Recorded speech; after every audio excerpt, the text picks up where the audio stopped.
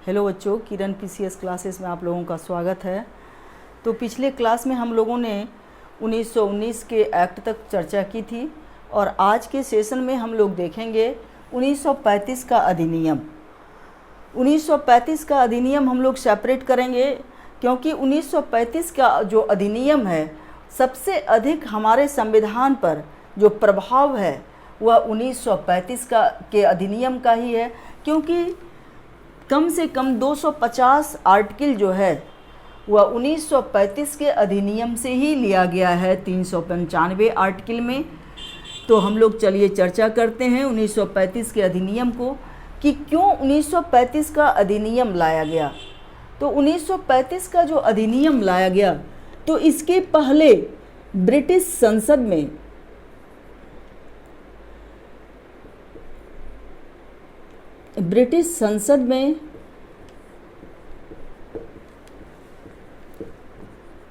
प्रत्येक 10 वर्ष के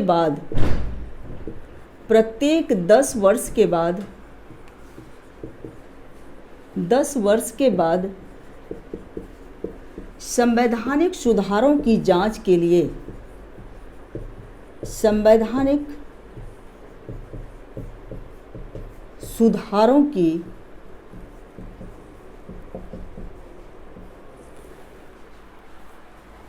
ब्रिटिश संसद में प्रत्येक 10 वर्ष के बाद संवैधानिक सुधारों की जांच करने के लिए साइमन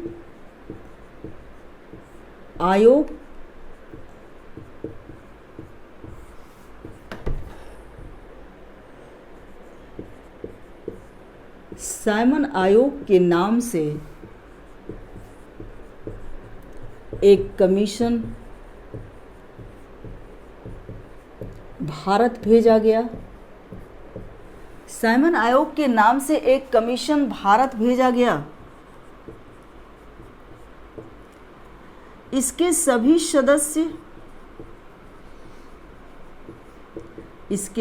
सदस्य अंग्रेज थे।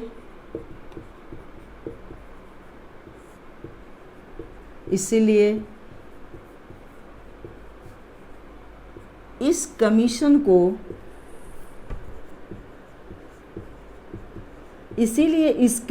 को व्हाइट मैन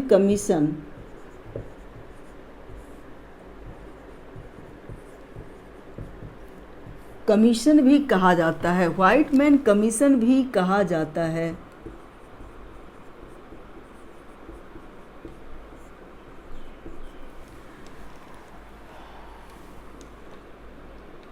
तीन फरवरी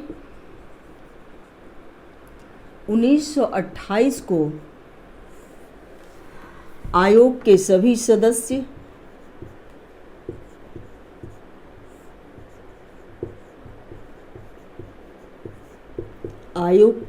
सदस्य बम्बई पहुंचे।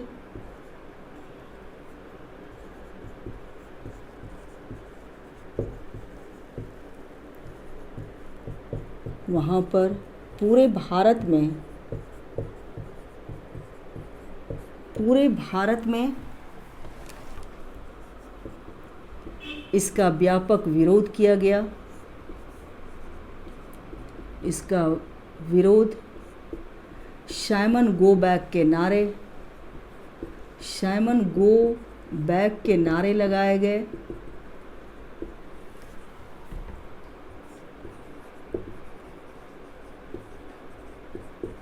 साइमन गो बैक का नारा लगाया गया। पंजाब में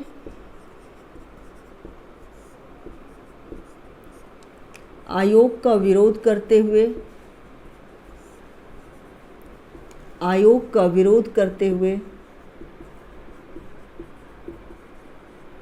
लाला लाजपत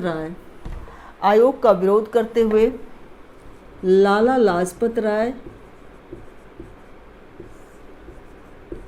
के लाठी चार्ज में मौत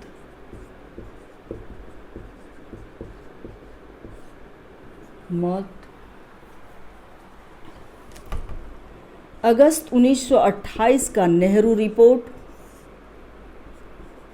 अगस्त 1928 का नेहरू रिपोर्ट,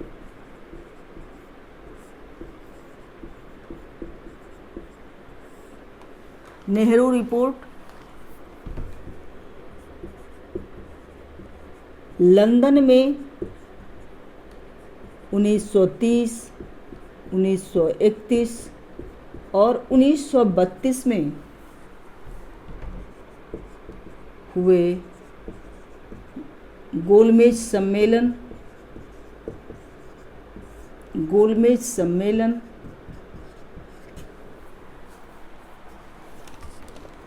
1932 का अंबेडकर प्लस गांधी जी के बीच,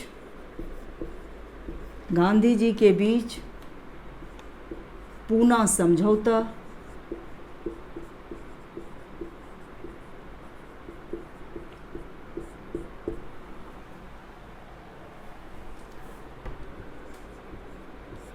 इन तमाम कारणों ने 1935 के भारत शासन अधिनियम की, भारत शासन अधिनियम की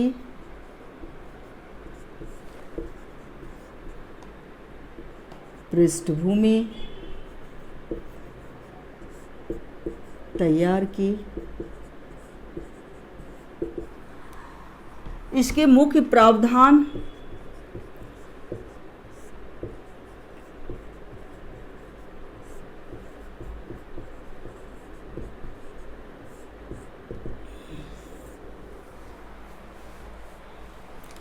सबसे पहले एक अखिल भारतीय संघ की स्थापना की गई 1935 के अधिनियम में। एक अखिल भारतीय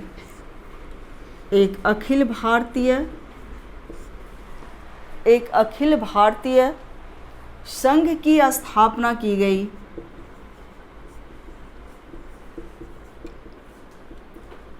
एक अखिल भारतीय संघ की स्थापना की गई। नंबर 2, प्रांतीय स्वायत्तता, प्रांतीय स्वायत्तता दी गई, प्रांतीय स्वायत्तता, और प्रांतों से द्वैध शासन समाप्त, प्रांतों से द्वैध शासन समाप्त।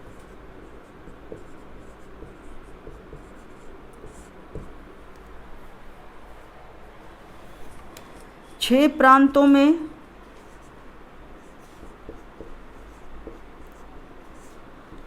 दो सदनों वाली विधायिका बनाई गई, दो सदनों वाली विधायिका बनाई गई।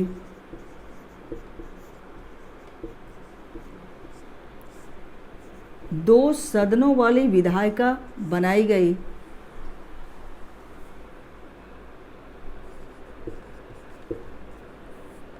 कहाँ कहाँ बनाई गई? तो बंगाल, बिहार, बम्बई, मद्रास, उत्तर प्रदेश,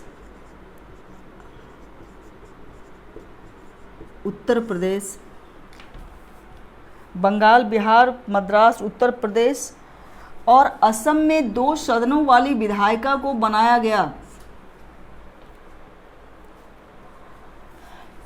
सांप्रदायिक निर्वाचन का दायरा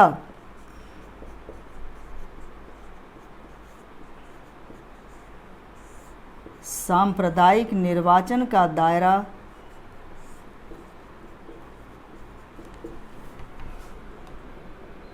सिख, हरिजन, Anglo Indian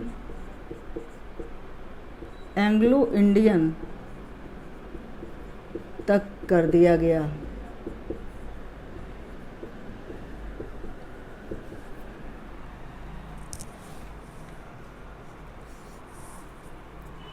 reserve bank of India की स्थापना की गई।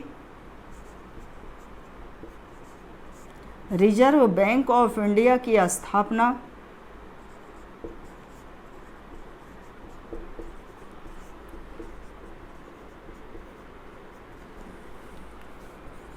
दिल्ली में एक संघीय न्यायालय बनाया गया।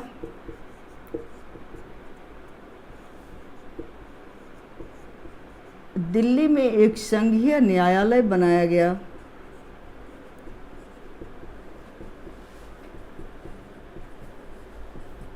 भारत से वर्मा को अलग किया गया।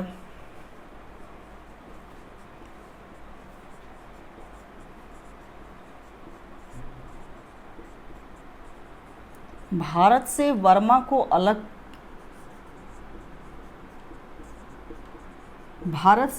को अलग किया गया।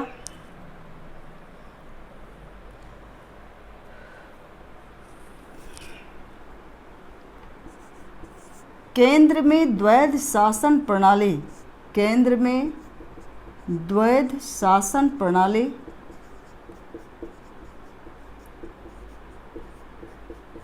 केंद्र में द्वैध शासन प्रणाली प्रारंभ की गई। भारत के संविधान पर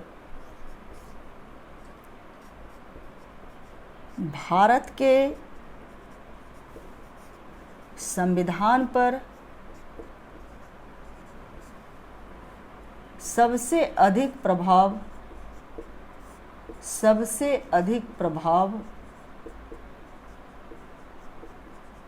1935 के अधिनियम 1935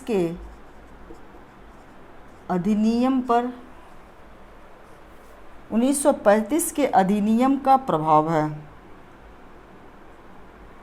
भारत के संविधान पर सबसे अधिक प्रभाव 1935 के अधिनियम का है। इसीलिए 1935 के अधिनियम को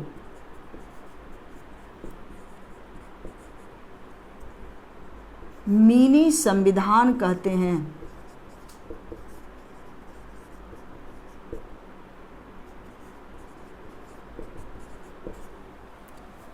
250 अनुच्छेद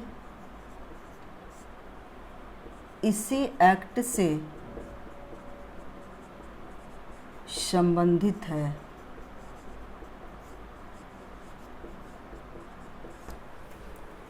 तो एक बार हम लोग पुनः देख लेते हैं कि क्या क्या हुआ 1935 के अधिनियम में। तो सबसे पहले 1935 के अधिनियम में जब 1919 में मॉन्टेग्यू चेम्सफोर्ड सुधार हुआ था, तो उसी समय घोषणा की गई थी कि भारत में जो भी संवैधानिक सुधार होगा, प्रत्येक 10 वर्ष के बाद उसको पुनः ब्रिटिश संसद के जो मेंबर हैं उसको चेक करेगी कि कहाँ तक वह सुधार हुआ है। इसी को जांच करने के लिए, इसी को ध्यान में रखते हुए ब्रिटिश संसद में एक कमीशन बनाया गया जिसको हम लोग साइमन कमीशन के नाम से जानते हैं। तो साइमन कमीशन में जितने भी लोग थे, जितने भी मेंबर थे, तो उसमें सभी सदस्य जो थे वह अंग्रेज थे। इसीलिए इस कमीशन को हम क्या कहते हैं? व्हाइट मैन कमीशन भी कहते हैं। तो इस कमीशन में कुल मिलाकर के कितने मेंबर थे? इस कमीशन में कुल मिलाकर कितने मेंबर थे? तो इस कमीशन में कुल मिलाकर के 7 सदस्य थे। 7 सदस्य थे और सभी अंग्रेज थे। तो यह कमीशन भारत कब आया? तो यह कमीशन 3 फरवरी 1928 को भारत आया और यह बम्बई पहुंचा। बम्बई पहुंचने पर पूरे भारतीयों ने साइमन गो बैक के नारे लगाए। पंजाब में साइमन आयोग का काफ़ी विरोध किया गया, साइमन कमीशन का काफ़ी विरोध किया गया, जिसका नेतृत्व लाला लाजपत राय कर रहे थे। और लाला लाजपत राय की पुलिस के लाठी चार्ज में मौत हो गई। अगस्त 1928 का इसके अलावा जो और पृष्ठभूमि बना 1935 के अधिनियम के लिए, तो अगस्त 1928 में नेहरू रिपोर्ट हम किसको कहते हैं तो इसमें जो है नेहरू रिपोर्ट में संविधान तैयार करने की बातें कही गई थी। तो नेहरू रिपोर्ट 1928 में आया था। और दूसरा, लंदन में 3 राउंड टेबल कॉन्फ्रेंस हुआ था 1930, 31 और 32 में। तो ये तीनों गोलमेज सम्मेलन 1932 का अंबेडकर और गांधी के बीच पूना पैक्ट, इन तमाम कारणों ने 1935 के अधिनियम की पृष्ठभूमि को तैयार किया था। इसके क्या क्या प्रावधान हैं उस पर हम लोग चर्चा करेंगे कि 1935 के अधिनियम क्यों लागू किए गए थे। तो सबसे पहले इसमें एक अखिल भारतीय संघ की स्थापना की गई थी। दूसरा, प्रांतों में स्वायत्तता। हम जानते हैं कि प्रांतों में द्वैध शासन को समाप्त किया गया, जो 1919 से प्रारंभ किया गया था, उसको समाप्त किया 1935 के अधिनियम में। और यहाँ पर प्रांतों के बदले में केंद्र में 2 सदनों वाली या केंद्र में द्वैध शासन का प्रारंभ हुआ। 6 प्रांतों में 2 सदनों वाली विधायिका बनाई गई और बंगाल में, बिहार में, उत्तर प्रदेश में, मद्रास में और असम में बनाया गया। सांप्रदायिक निर्वाचन का दायरा बढ़ाया गया। तो हम लोग ने पिछले क्लास में देखा था कि 1919 के अधिनियम में मुस्लिम को दिया गया था सेपरेट रिप्रेजेंटेशन दिया गया था। फिर 1919 के अधिनियम में सिखों को दिया गया था और 1935 के अधिनियम में हरिजन, एंग्लो इंडियन तक को दिया गया। रिजर्व बैंक ऑफ इंडिया, जो भारत सरकार का सेंट्रल बैंक है, केंद्रीय बैंक है, इसकी स्थापना भी 1935 के अधिनियम में ही की गई थी। फिर दिल्ली में एक फेडरल कोर्ट, संघीय न्यायालय बनाया गया। फिर भारत से वर्मा को अलग किया गया। भारत के संविधान पर सबसे अधिक प्रभाव जो है वह 1935 के अधिनियम का है, क्योंकि 60% पार्ट जो है हम लोगों ने जो अपने संविधान में लिया है वह 1935 के एक्ट से लिया है। इसीलिए हम लोग इसको भारत का मिनी संविधान भी कहते हैं।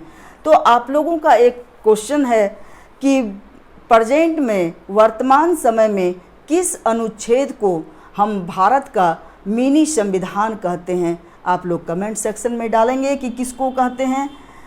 धन्यवाद।